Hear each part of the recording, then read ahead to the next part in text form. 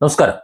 ഒരു യഥാർത്ഥ നേതാവിന്റെ ലക്ഷണം അടച്ചുപൂട്ടിയ മുറികളിലിരുന്ന് ഉത്തരവുകൾ പുറപ്പെടുവിക്കുക എന്നല്ല, മറിച്ച് ജനങ്ങളുടെ ഇടയിലേക്ക് അങ്ങോട്ട് ഇറങ്ങിച്ചെന്ന് അവരുടെ പ്രശ്നങ്ങളൊക്കെ നേരിട്ട് അറിഞ്ഞു പരിഹരിക്കുക എന്നതാണ്. തമിഴ്നാട് രാഷ്ട്രീയം ഒരു പുതിയ യുഗത്തിലേക്ക് കടക്കുമ്പോൾ ആ മാതൃകാപരമായിട്ടുള്ള ഭരണത്തിന്റെ അമരക്കാരനായി മുന്നിൽ നിൽക്കുന്നത് മുഖ്യമന്ത്രി ശ്രീ ജോസഫ് വിജയ് ആണ്. നമുക്കറിയാം, അദ്ദേഹത്തിന്റെ ഭരണം കഴിഞ്ഞ ഏതാനും ആഴ്ചകൾ കൊണ്ട് നമ്മുടെ ഭാരതമാകെ, പ്രത്യേകിച്ച് നമ്മുടെ കേരളത്തിൽ മുഴുവൻ ചർച്ചാ വിഷയമാണ്. തന്റെ ഔദ്യോഗിക ജീവിതത്തിന്റെ ഭാഗമായിട്ടുള്ള AC മുറികൾ, സുഖ സൗകര്യങ്ങൾ, ഇതൊക്കെ മാറ്റിവെച്ചിട്ട് ഉദ്യോഗസ്ഥരെയും കൂട്ടി തെരുവിലേക്ക് ഇറങ്ങി കാര്യങ്ങൾ നേരിട്ട് വിലയിരുത്തുന്ന ഒരു നേതാവിനെയാണ് ഇന്ന് തമിഴ്നാട് ജനത കാണുന്നത്.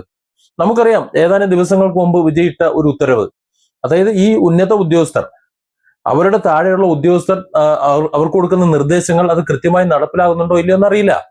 അത്തരത്തിൽ ഉത്തരവുകൾ നടപ്പിലാകുന്നുണ്ടോ എന്ന് താഴേക്കിടയിലേക്ക് ഇറങ്ങിച്ചെല്ലണം. AC മുറിയിൽ നിന്ന് താഴേക്കിടയിലേക്ക് ഇറങ്ങിച്ചെന്ന് അന്വേഷിച്ച് കണ്ട് ബോധ്യപ്പെടണം എന്നാണ് ആ ഉന്നത ഉദ്യോഗസ്ഥരോട് ഉത്തരവിട്ടത്.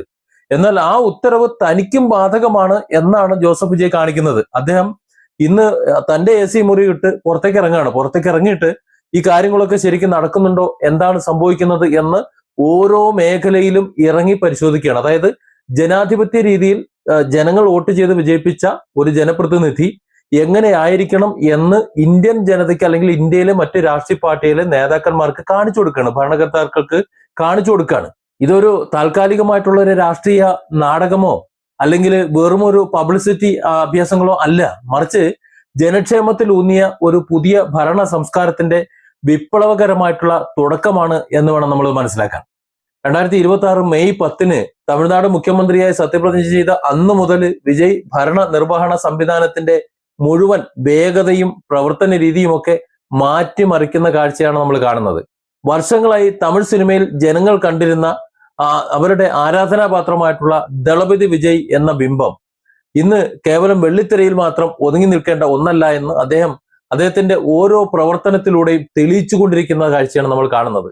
അധികാരത്തിലേറിയ ആദ്യത്തെ ദിനങ്ങളിൽ തന്നെ അനാവശ്യമായിട്ടുള്ള രാഷ്ട്രീയ ഇടപെടലുകൾ പൂർണ്ണമായും അവസാനിപ്പിക്കാൻ അദ്ദേഹം നിർദ്ദേശം നൽകിയ ഒരു കാഴ്ച നമുക്കറിയാം. ഏതൊരു സർക്കാരും അധികാരത്തേറുമ്പോൾ അവിടെ നിന്നും ഇവിടെ നിന്നുമൊക്കെ ചില അനാവശ്യ ഇടപെടലുകൾ നടക്കുന്നത് നമുക്കറിയാം. അതൊക്കെയാണ് ഭരണത്തിന്റെ ഒരു കോട്ടം എന്ന് പറയുന്നത്.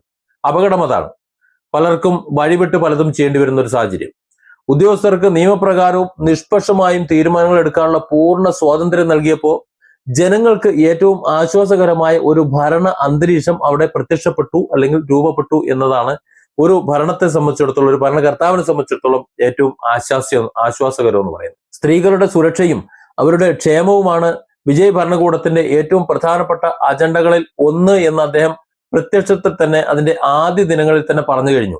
സമൂഹത്തിലെ ഏറ്റവും ദുർബലരായിട്ടുള്ള വിഭാഗങ്ങൾക്ക് സംരക്ഷണം ഉറപ്പാക്കാൻ കർശനമായ നിർദ്ദേശങ്ങളാണ് പോലീസ് വകുപ്പിന് നിർദ്ദേശിച്ചിട്ടുള്ളത്.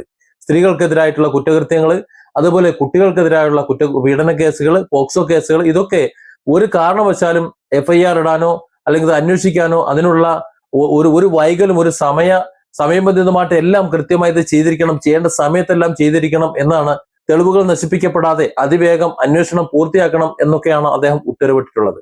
അതിനായി ഒരു പ്രത്യേക റെസ്പോൺസ് ടീം, രാത്രികാല പട്രോളിങ് ഒക്കെ കൂടുതൽ കർശനമാക്കണം. അതായത് ഏതെങ്കിലും ഒരു പദ്ധതി നടപ്പിലാക്കുമ്പോൾ ഉത്തരവിട്ടിട്ട് അങ്ങ് പോകല്ല, അതിന് ബാഹ്യമായി എന്തൊക്കെ അനുബന്ധമായി ചെയ്യണമോ അതൊക്കെ ചെയ്യണം. അതൊക്കെ ചെയ്തിട്ട് ആ പദ്ധതി ഫലവത്തായി നടപ്പിലാക്കാൻ വേണ്ടിയിട്ടുള്ള എല്ലാ കാര്യങ്ങളും ചെയ്യണം. തമിഴ്നാട്ടിലെ ഓരോ കുടുംബത്തിനും അവർക്കൊരു ആശ്വാസം, സാമ്പത്തിക ആശ്വാസം, 200 യൂണിറ്റ് സൗജന്യ വൈദ്യുതി, അതുപോലെ ലഹരി മരുന്നുകളുടെ ഉപയോഗത്തിന് വിൽപ്പനയ്ക്കെതിരെയുള്ള വിട്ടുവീഴ്ചയില്ലാത്ത നടപടികൾ, ഇതൊക്കെ അതിവേഗത്തിൽ യാഥാർത്ഥ്യമാക്കാണ് നമ്മുടെ operation Toofan.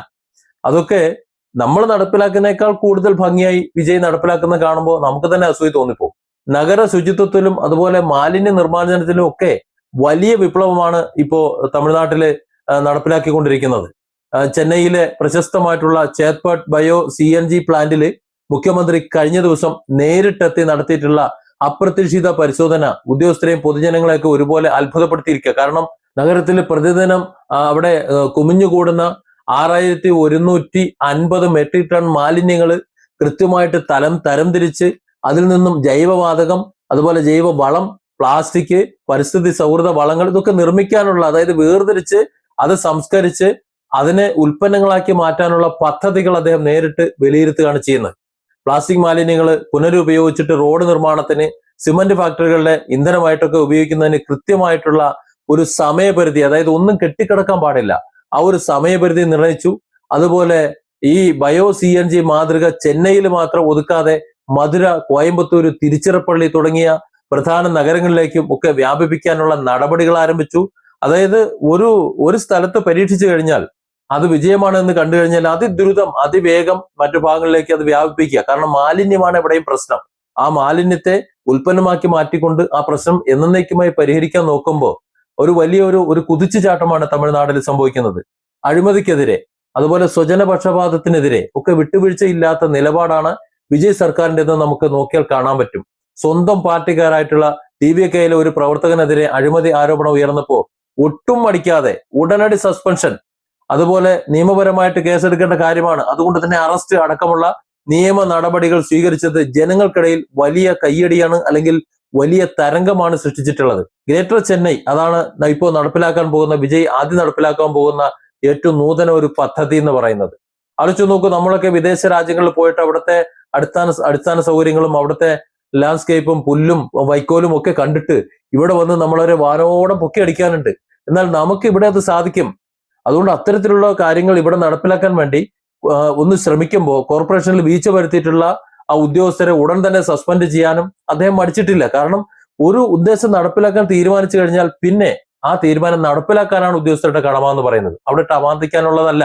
Vigilance and anti corruption വകുപ്പിനെ പൂർണ്ണമായിട്ട് പുനഃസംഘടിപ്പിച്ച് ആർക്കും ഭയമില്ലാതെ പരാതി നൽകാനുള്ള ഡിജിറ്റൽ സംവിധാനങ്ങൾ ഒരുക്കി ഭരണ സംവിധാനത്തെ സുതാര്യമാക്കി എന്ന് നമ്മൾ മനസ്സിലാക്കണം.